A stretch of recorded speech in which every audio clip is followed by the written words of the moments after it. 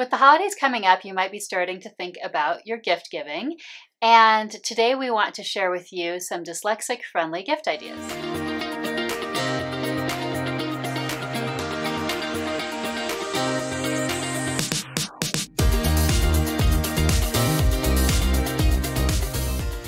We're Nick and Sonia, and this is Dyslexia Journey, where we help you support the dyslexic kid in your life. And today we want to share some of our favorite tips and specifics for dyslexic-friendly gift giving. Yeah, so just a couple quick tips before we get into the specific ideas. One is, in our opinion, gifts should just be fun. So you might be tempted with your dyslexic kid to give them like an educational gift. You know, dyslexic kids, they spend enough time in school trying to work on stuff. And really, I would encourage you to think about holiday gift giving as really playing on their strengths and giving them really something fun to do. Yeah, and so most of the things you give are likely to be more like activities, maybe even like tickets to a concert or show, or like building sets or crafts, kind of things that we associate with what dyslexic kids like to do and where their strengths are. So that probably will be the bulk of your presents. But today we wanted to focus on two things, games and books, that you might be less obvious, like maybe your dyslexic kid doesn't like them. That could be pretty typical because of the instructions in games or because of just not liking to read because of being dyslexic. Yeah, so jumping in to the games, and we'll have links to all of these games in our show notes, so you don't have to like take notes while you're listening here. And for those of you who are watching this in video form, we do have a lot of the games to show you. And if you're listening on the podcast, just click on the links and you can see what we're talking about. Okay, so to jump in,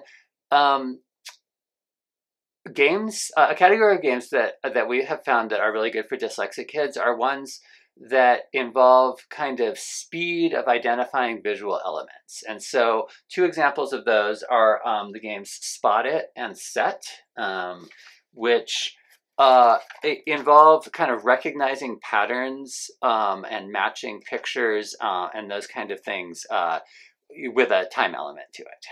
And then a game we don't have right now with us, but that can be really fun, is a memory type of game. Usually these are for younger kids, and they're where you turn over little tiles. I think the classic one is actually called Memory, and you turn them over two at a time, and you're trying to find the matching pairs and remember where they were because you turn them back over, you know, if you're not right. So you guys have probably heard about that one, but that can be an especially fun one for dyslexic kids. Yeah, they're often quite good at it. It really plays on their 3D spatial strengths. Okay, a more obscure one that is really, again, plays on the sort of 3D spatial strengths of dyslexic kids is a game called Labyrinth. And I do have this one here as well for those of you watching visually. And this is a really interesting one because the board is made up of tiles that actually move around during the game. So it's a very 3D focused game that dyslexic kids often show strength in. So the next one we wanted to talk about is code names. So this is a set of different games, and we're going to talk about a specific one today that's especially good for dyslexic kids. The classic one for code names, because it's words, they can still probably find fun, but they might find challenging just because they have to read the words on each card.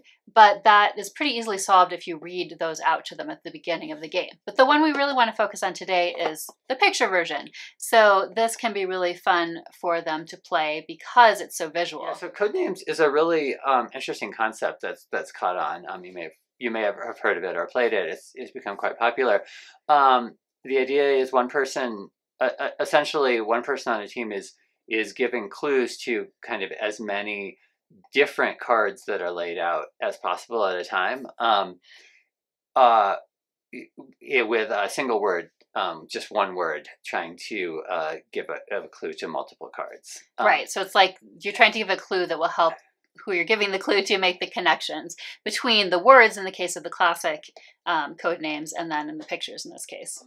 The next, I'm actually going to talk about two games at the same time here, which are by the same designer, which are both very visual. They're called Mysterium and Dixit, and they both involve very interesting creative drawings and kind of finding connections and such between those cards. And the gameplay is very different between these two games. Mysterium is much more of a kind of murder mystery, a very interesting ambiance to it. And Dixit is more similar to something like Apples to Apples, but they both involve these really visual elements.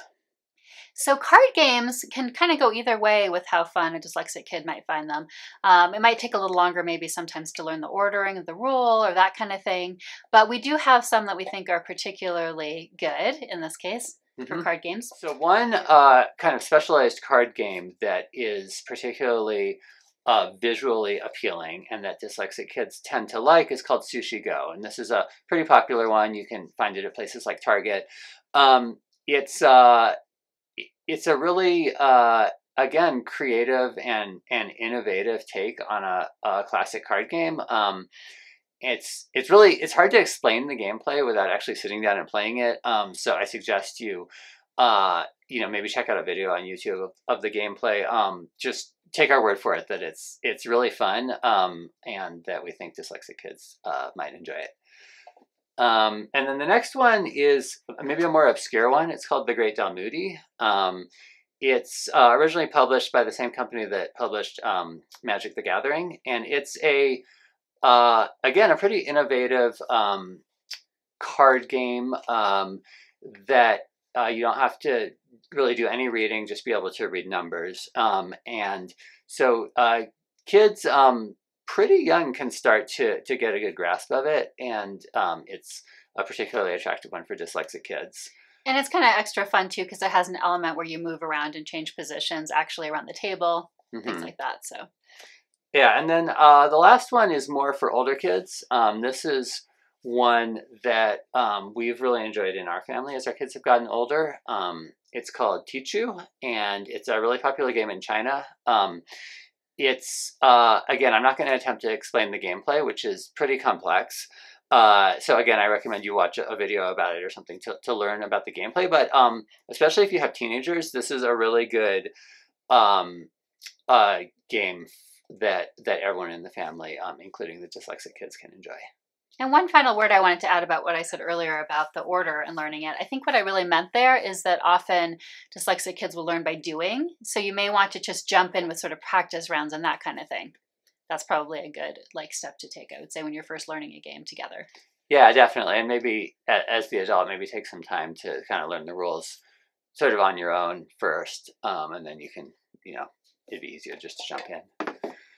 All right, so we just wanted to talk briefly about books as well, because I think it can be tempting not to get books for dyslexic kids if they perhaps won't enjoy them. But keeping in mind that you might also read to them, I think it can be important still to include books as a choice. And there's a couple kinds that may be extra appealing that we'll talk about. But even in general, if you think there's a particular storyline or story that they would enjoy, you can certainly consider getting something that's meant to be slightly easier to read and is focused that way for reluctant readers. But you can also get something more complex and then just plan to read it to them. Mm-hmm.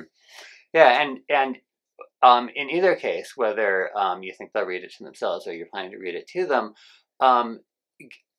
giving books as gifts that are really visually appealing, I think, goes a long way here. So for younger kids, that might be kind of interesting pop-up books, for example.